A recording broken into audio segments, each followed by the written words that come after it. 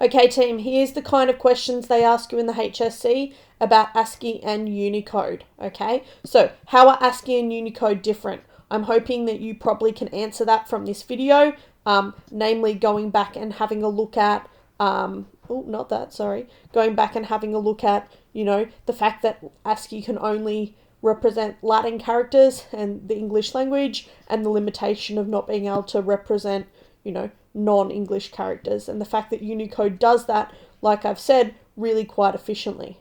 Okay, so you will get asked to do that. I've just plucked random questions, okay? How are ASCII and Unicode different from the 2013 HSC? 2018 trials. Identify a limitation of ASCII representation and explain how Unicode has addressed it.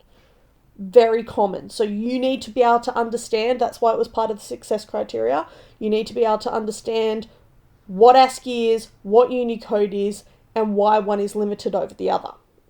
However, the syllabus also has a dot point about converting. This is my rule of thumb.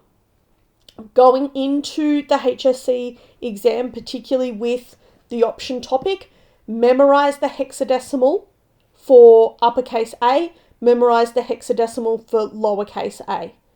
Just know that. Know it's 41, like I was lucky in 2012 that they gave it to me.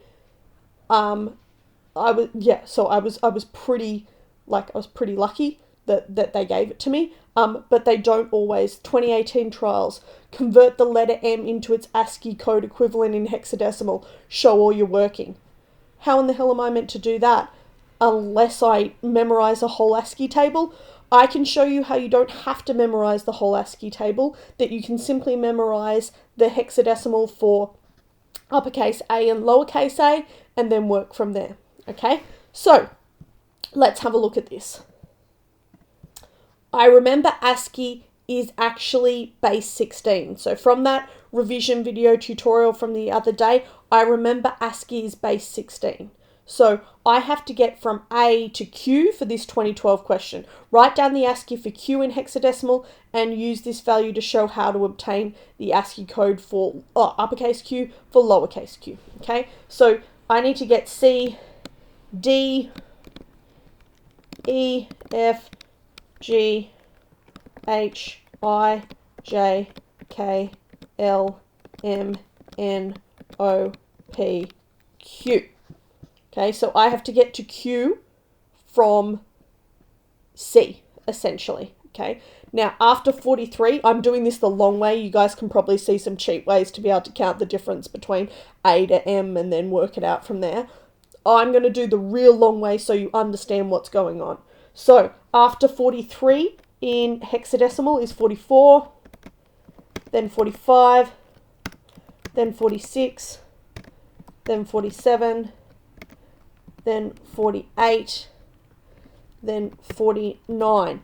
Then in the HSC, I see this time and time again. A reminder, we're dealing in hexadecimal, not decimal. It's base 16. After 9, I do not start again. I see lots of students go, oh, then J must be 50. I notice, like, I don't have the luxury of this in my HSC exam, but uppercase J is not 50, it's 4A. Because it's base 16, I actually have 4A, you'll notice, and I'll show you here on the table, for A, B, C, D, E, F, because it is base 16. So it's really important that I remember, that for B, for C, for D, for E, for F, then 50, and then from 50, 51. Okay, and then if I was keeping on going, 52, 53, all the way up to 59, etc., etc. Yeah, so the biggest point at which people make mistakes is around this circumstance here. Remember, when converting when working with ASCII, it is base 16. So 0 to 9, A, B, C, D, E, F. Okay, so Q is 51. Now, I've noticed that once I found uppercase Q, Okay, there's a couple of things that I can do. There is a 20 character difference between uppercase and lowercase, namely because between uppercase Z and lowercase a, I have a number of symbols. Okay, an opening bracket, a backslash, a closing bracket, circumflex, an underscore, and a grave accent. So accent grave, which is just a different character. Okay, so because those are there, there's actually 20 between uppercase and lowercase. So I can show that working. Yep, and I'll go, okay, Q is 51. Therefore, lowercase q equals 51 plus 20, 71. Okay, and just so you can see that I'm right, if I go to my table here, lowercase q, my ASCII, my hexadecimal, 100% on the money, 71. Okay? And that's it, guys. Basically, that's all I need to do is I just for the sake of it, memorize 41 and 61 for hexadecimal. That's uppercase A and lowercase a. That becomes very convenient in the 2018 trials where I got no stimulus and said, convert the letter M into its ASCII code equivalent in hexadecimal and show all the working. Okay, so I would memorize, and it's a capital M, I would memorize A.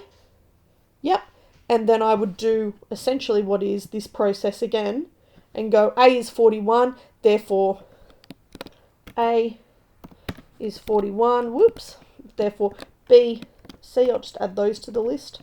I know I'm doing the other question, but I'm just going to do it above here because I've already done most of the work. 42, 43, so A is capital A is 41, therefore B is 42, 43, all the way along, therefore M is 4D. Okay, there's my working for it. Okay, and I can access this question only because I have memorized, now I'm using the stimulus from the 2012 HSC, but again, remember in the 2018 I got nothing, so it was totally reliant on me memorizing. Uppercase A is 41, yeah, in hexadecimal, and that's how I can access this question. Okay, guys, so you give the other two questions a go, and there's also another one that I'm chucking in here that asks you to convert again.